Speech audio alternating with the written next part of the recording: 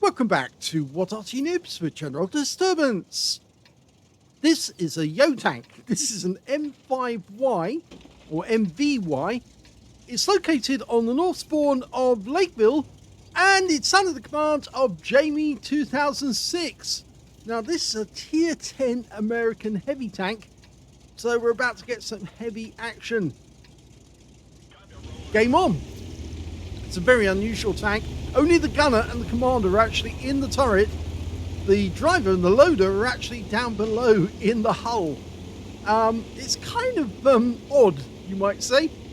But the loading mechanism, well, that's an automatic system which is actually inside the turret. But it's actually, the shell is fed up through a chute underneath the vehicle. And of course the one weak spot is that cupola, really. Well, it's not a one weak spot because there are several others, but there's a chute between the turret and the hull, which is where the shell actually goes up. Now you've got a choice of guns, either a 120mm or a 105mm, and he's got the 105.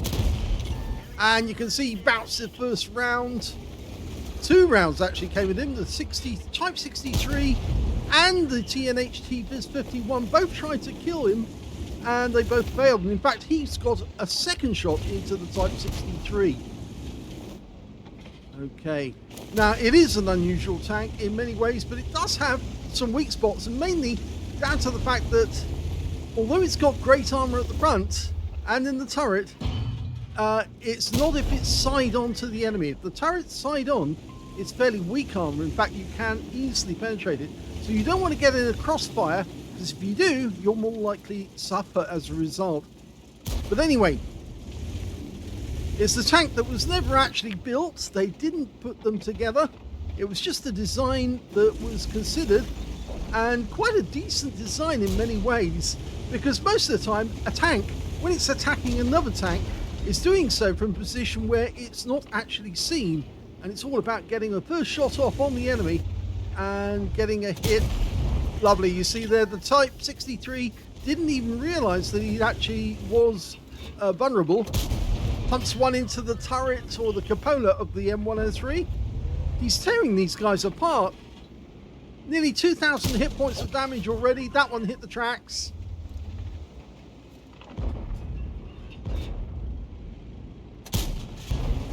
I think the last time you saw this, it was another game by Jamie2006 of S3AL, and he was actually on the Pilsen map, and he had a bit of fun actually, romping around the battlefield, taking out the enemy tanks, especially one Viz 55 who tried to nail him and failed.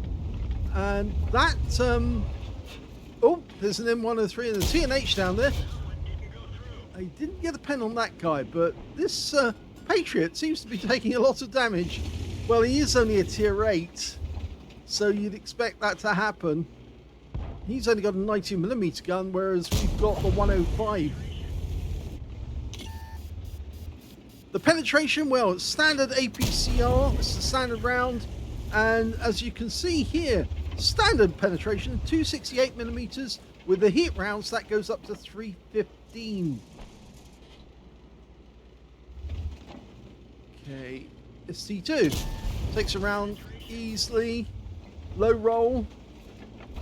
That guy's turning his gun towards us, but yeah, he doesn't appear to be getting any chance to put a round into us, and we're just tracking him. Oh, we did take a round there from the M103, and I think that one was through the cupola, and there goes the ST2. Okay, the M103 is angling to try and get a shot. I don't think we can see where he's actually hit the cupola yet. That TNH is vulnerable. Yep, left his front drive wheel out, and we'll pump one through that into the hull, but we can kill the Patriot. Oh, didn't get him. So we'll have to wait one more shot. Instead, we'll take the roof of the TNH. Yep, nice pen. In fact, the Patriot's gone now. He was taken out by our Type 57. Okay, so we're now angling to try and get around into the TNH. Just short of 5,000 hit points of damage. I think we basically heavily hit any of the enemy in the valley. And we're now streaming towards the cap. Even though there's lots of enemy tanks trying to get out of the town, I think once we captured their cap, they're going to have to come back. Otherwise, they lose the game. So we're rapidly moving, trying to get around this VK, up onto the step. Tier 10 game with tier 8 tanks in it, of course. As if it's a VK, that's a tier 8. Now, this is where it gets interesting because, of course, there's a lot of enemy tanks going to be coming back very shortly. And we want to try and get as much damage on them as we can. Oh, Batchat 12 ton. Oh, and he's very badly placed because, yeah. And he got a fire in the engine bay. Now, is he going to stay on this, on the road, on the lake road?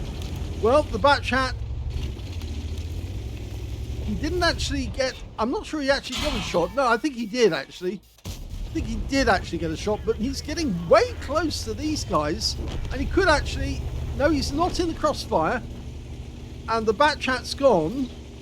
So he is just trying to get close to the enemy to get as much damage as he can. Otherwise his teammates are going to get them instead. They're still capping and forcing the enemy to react. T10, no. Trying to get the Indian Panther now. 90mm gun on that guy.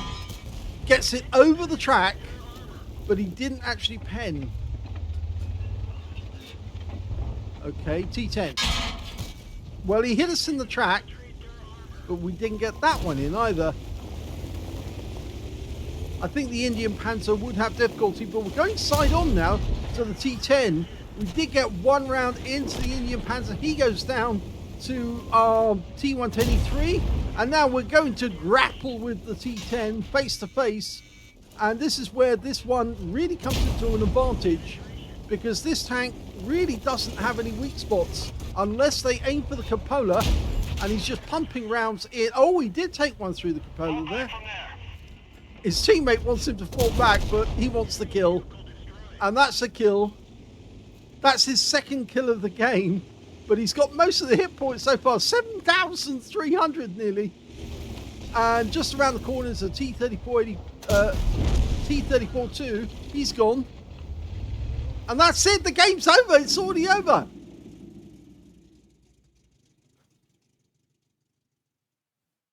Here's the end of battle stats, and that was an ace tanker game for Jamie2006 of S3AL in the M5Y. He managed to get a fire for effect for doing more damage than hit points to his own vehicle, a shell proof for blocking more damage than hit points to his own vehicle, bruiser medal for getting at least 5 critical hits, in fact he got 12, he got the hand of God for surviving the battle having received damage from at least 4 different enemy tanks or more, a high caliber for dealing the most damage in the game, a a steel wall for blocking the most damage in the game, and on top of that he got the Confederate for hitting more of the enemy than anyone else on his team, at least 6 tanks subsequently taken out by teammates. His win rate 9,808, which is super unicum and a lot more.